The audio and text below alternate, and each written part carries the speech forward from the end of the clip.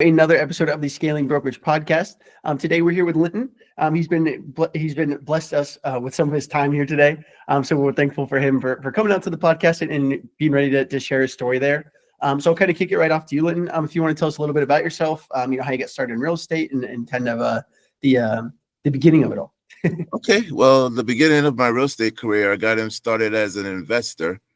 I wanted to get involved and learn how to buy, sell, and flip real estate. So I decided to go, take a course of how to buy houses with little or no money down. Back in those eras, that was in 2005. Okay, I gotcha. So in 2005, I did that, brought up a couple of houses, but then I realized that I was missing out on some of the, other part of it, the commission part of it. So then I got involved and I became a realtor. Went to Kovac School here in Paramus of New Jersey. And shortly thereafter, I became an agent. Started under a company called Cream Realty. And they taught me how to list properties, sell properties, and work with people with buyers as buyers agents. I got, basically involved most likely with people who were dealing with distressed properties, people who were looking to sell their property before the foreclosure sale. So I got involved in that niche. And now most of the people that I work with come through referrals from that source, usually from bankruptcy attorneys, usually from people who have 3 to 6 months before their house go to sale. Today, I have a brokerage of 3 agents, and we're looking to grow to a brokerage of about 12 agents by the end of the year, looking to grow 1 a month. That we keep because, numbers are the numbers. You got to recruit 7 to, hire 3 and keep 2. Hey, absolutely. I know that's one of my founder, Alan. I know they probably heard it before on the Alan Kay show on his podcast there. That's one of his, favorite sayings is that, even unfortunately, I believe it's the stat is like 50% of marriages end in divorce now. So if that statistic is there, 50% of marriages are splitting up, then we can't expect these agents to be with us forever. Which is unrealistic in most cases. So yeah, that's great having that, kind of already having that fortitude, knowing that, we might have to bring in, 20 to keep 12. That's, the name of the game, unfortunately, sometimes in real estate. Awesome. Well, what's kind of made you, make that change, wanting to kind of go more into, growing versus producing yourself? Because I don't want to work for the rest of my life. I want to create passive income. We do a lot of property management. We manage about 7 properties right now. And with that, I have the 3 agents that I work with, and one manages 2, and I manage pretty much 3.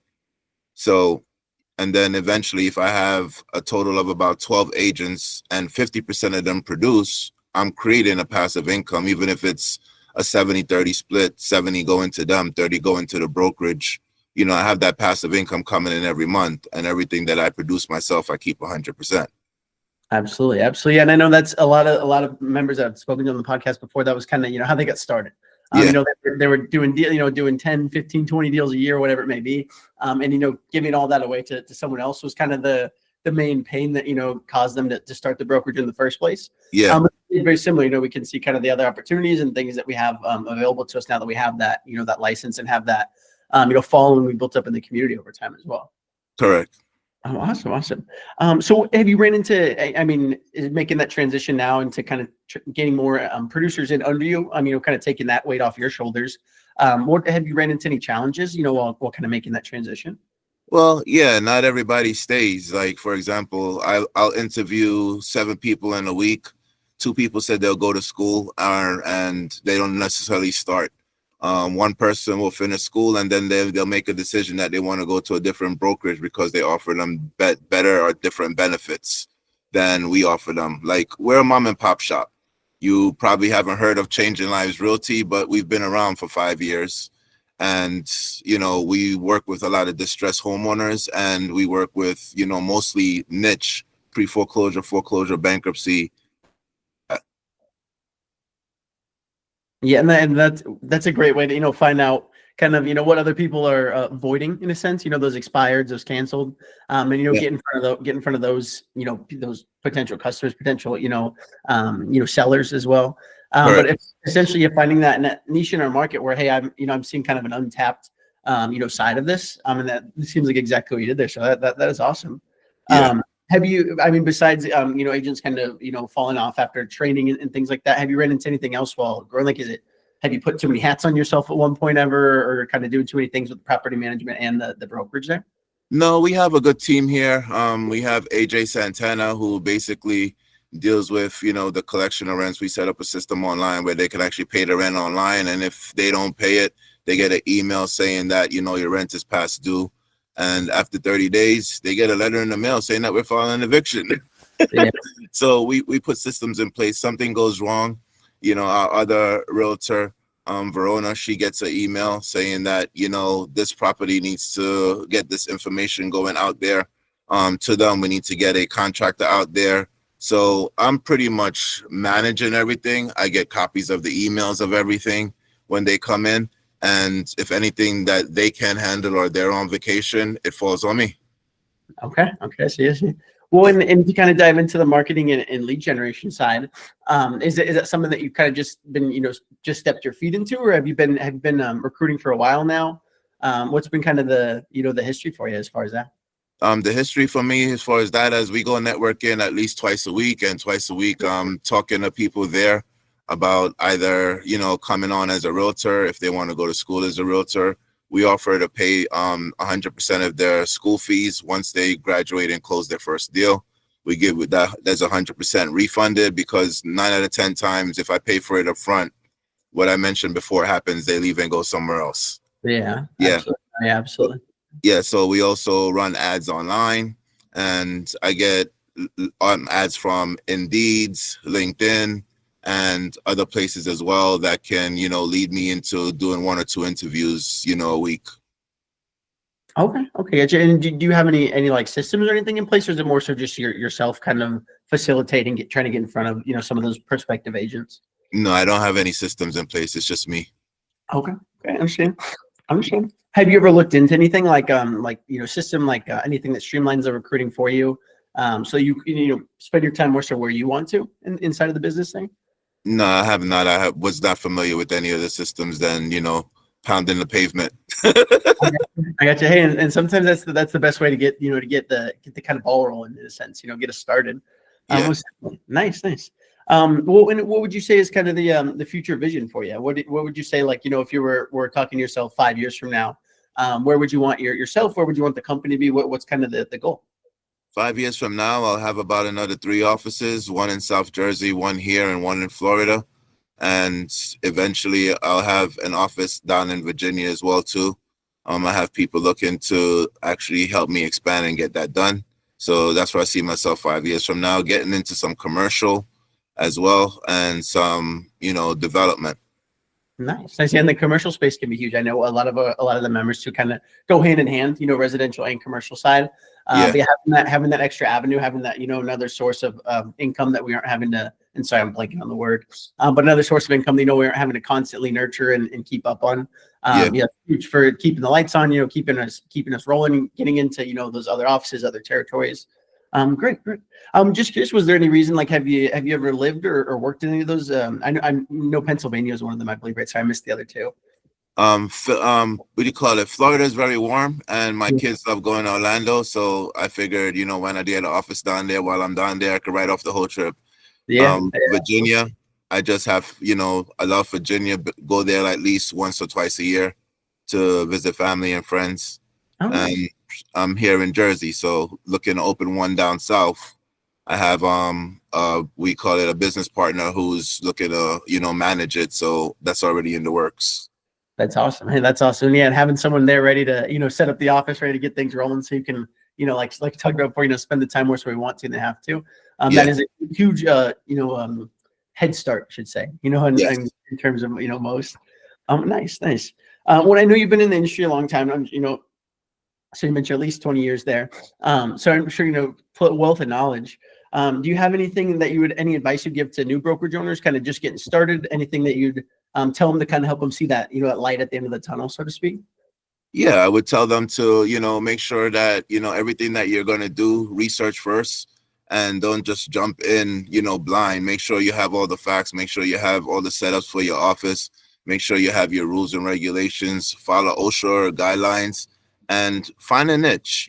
Find something that you're going to be able to specialize in, and you can learn and you can teach others. Because if you focus yourself on that niche, you'll go a lot further than if you're just being broadly, here, there, being a buyer's agent, a seller's agent, a renter's agent. Focus on a niche, and that niche will actually help you get where you want to go. Absolutely. Hey, couldn't agree with you more on that part. And just curious too, I know one of the guys mentioned to me in the notes here. Are you a pastor as well, he said?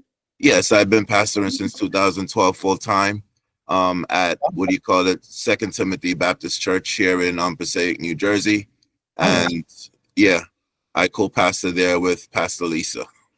Okay, yeah, that's wonderful. That's wonderful, and that's something I've never on the podcast. At least never known. I don't know, maybe no one ever shared it with me before. That's pretty cool. How do you juggle doing? Like, do you have like certain times you have to be committed there, and certain times for the brokerage, or how do you juggle all that?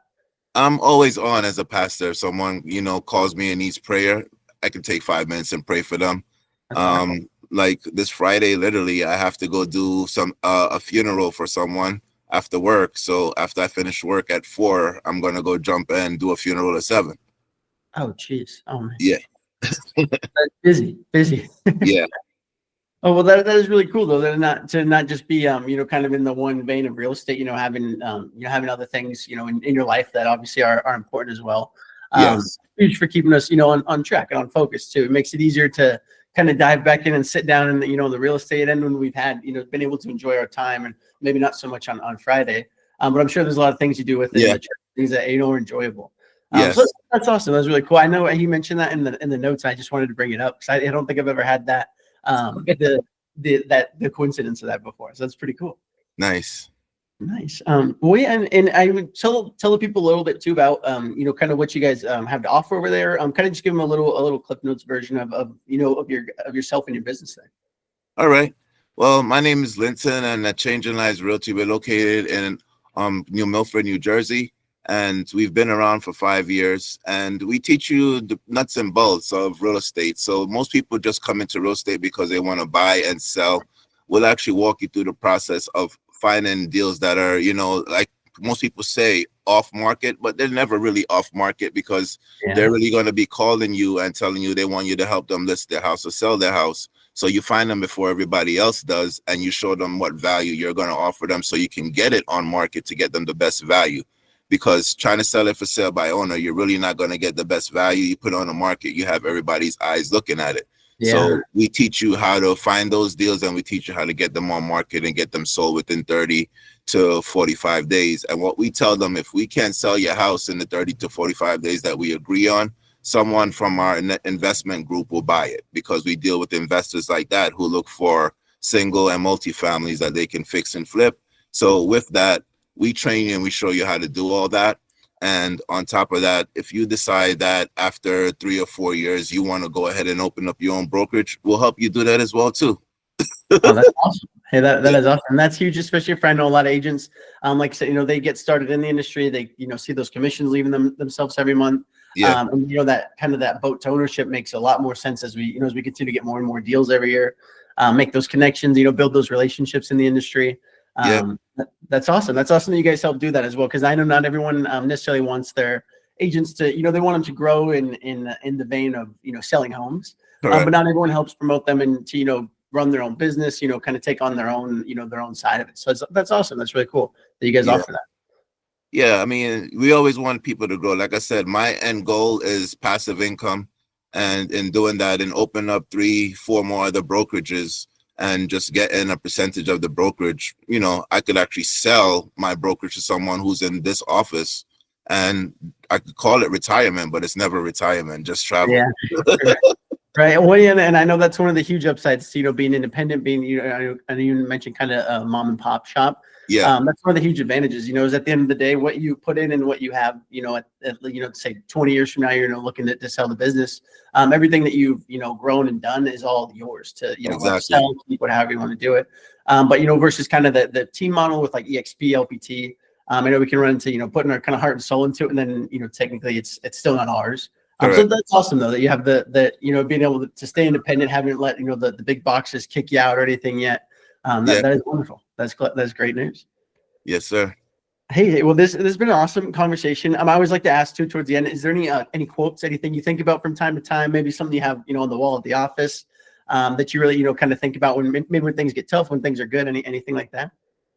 Yeah, I mean, being a pastor, all of my quotes come from the Bible. Yeah. And, the one that always sticks with me is, I can do all things through Christ who strengthens me. So when things get tough and one of my clients cancel, I got a CMA that I needed to get done or a BPO that I needed to get done, and they say they don't want to go forward with me. I just says, let his will be done, not my will, and I can do all things through Christ. And usually probably I would say about a month, 3 months down the line, they come back to me and want me to do it anyway. So, Yeah. just stay encouraged. Yeah, and that is huge. And that I definitely take note on that part because I know, or I should more say heard, you kind of being sour, when the deal doesn't go through. And then, a month, 2 months later, they enact that same deal with a different agent because we kind of burned the bridge there. Yeah. So yeah, having that, having the attitude, having a good spirit about us, when we're out there in the field, that definitely goes a long way for, getting back, getting maybe their kids go to buy a house in a couple of years. We never know, right? Exactly. Hey, that's awesome. That's awesome. Well, we can go ahead and say we'll have the editors take care. We can go ahead and cut it off there. But I appreciate everyone for coming out to the podcast, coming out and checking out Linton. If you do have any social media anywhere where the people can find you if they're interested to get in contact with you. Yes, we're on Facebook. You can find us at Changing Lives Realty, and on Facebook you can find us on LinkedIn, and you can also find us on we are on Telegram. We have a Telegram group, so those are the three places you can really find us. And you can join our page and anything that we have up there. We also help individuals get started in real estate as far as first-time home buyers, first-time investors, and stuff like that. Okay, nice. Hey, we'll make sure it'll be linked here down at the bottom. If you guys check out below, we'll have links to the Indeed, to the Telegram, to everything, to the Instagram, all the social medias, and then directly to your website as well. So that people, you guys are local in New Jersey or in any of the territories he's looking to get into the future, in Virginia or Florida, check out Linton. He'll definitely be able to help take care of you guys. I appreciate you. Thank you, Jake.